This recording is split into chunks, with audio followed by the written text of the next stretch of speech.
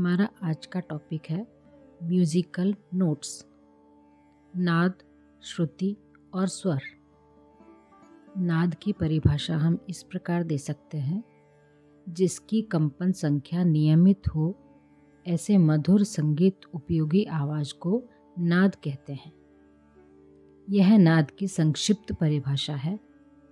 थोड़ा विस्तार से देखें तो नाद शब्द नद धातु में से बना हुआ है, जिसका अर्थ है अव्यक्त ध्वनि।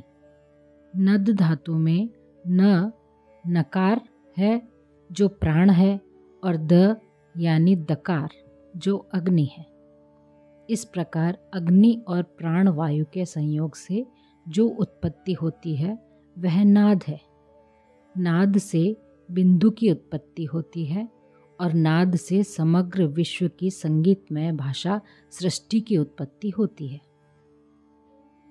भारतीय संगीत में एक सा से दूसरे सा तक या एक ध्वनि से दूसरी ध्वनि तक के विस्तार में संगीत उपयोगी आवाज़ 22 मानी गई हैं, जो स्पष्ट रूप से सुनी और पहचानी जा सकती हैं, और वे संगीत उपयोगी आवाज़ नाद के रूप में पहचानी जाती हैं। इनकी कंपन संख्या नियमित होती है। श्रुति की परिभाषा इस प्रकार है। शास्त्र ग्रंथों में श्रुति की जो परिभाषा दी गई है उसका अर्थ है जो सुनाई दे वह श्रुति है, परंतु यह अर्थ अत्यंत विशाल है। कान से सुनाई देने वाली अनेक ध्वनियाँ हैं जो संगीत उपयोगी नहीं है। संगीत की दृष्टि से श्रुति को इस प्रकार समझ सकते हैं। दो स्वरों के बीच में आने वाली सूक्ष्म ध्वनियाँ जिनकी ऊंचाई नीचाई मानव कान से अनुभव की जा सके, ऐसी ध्वनियों को श्रुति कहते हैं। एक सप्तक के अंतर्गत ऐसी 22 श्रुतियाँ हैं। 22 की संख्या के लिए लगभग सभी विद्वानों का एक ही मत है। इन्हीं 22 श्रुतियों पर 7 शुद्ध और 5 विकृत स्वर स्थित हैं।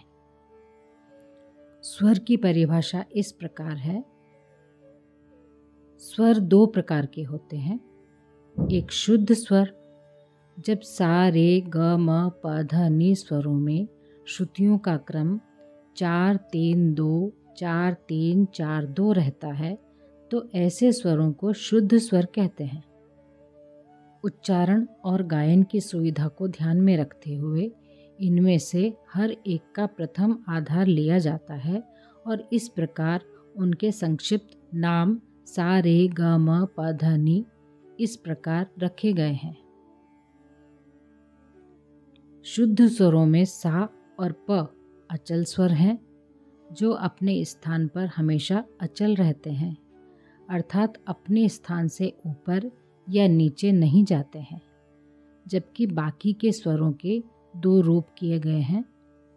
विकृत स्वर, जो स्वर अपने स्थान से ऊपर या नीचे गाए या बजाए जाते हैं, वे विकृत स्वर कहलाते हैं। विकृत स्वर भी 2 प्रकार के होते हैं, कोमल और तीव्र। जब स्वर अपने स्थान से ऊपर जाता है तो तीव्र स्वर कहलाता है, और जब स्वर अपने स्थान से नीचे जाता है तो वह कोमल कहा जाता है। सप्तक की परिभाषा इस प्रकार है। सप्तक अर्थात सप्त धातुओं में से बना हुआ एक शब्द। सप्तक अर्थात 7 स्वरों का समूह। एक ही नाद स्थान में ये 7 स्वर समूह वास करते हैं। सप्तक के भी 3 प्रकार होते हैं। एक है मंद्र सप्तक। जिस सप्तक के स्वर हृदय या नाभि में से आते हैं वे मंद्र सप्तक के स्वर हैं। मंद्र सप्तक के स्वर नीचे आवाज़ में गाए जाते हैं। प्रातःकाल की मंद्र सप्तक की साधना आवाज़ में विशिष्ट प्रकार का वजन पैदा करती है। भातखंडित पद्धति में मंद्र सप्तक के स्वरों के नीचे बिंदु किया जाता है। फिर है मध्य सप्तक। मंद्र सप्तक से दुगनी आवाज़ में जो सप्तक गाया जाता है उसे मध्य सप्तक कहा जाता है।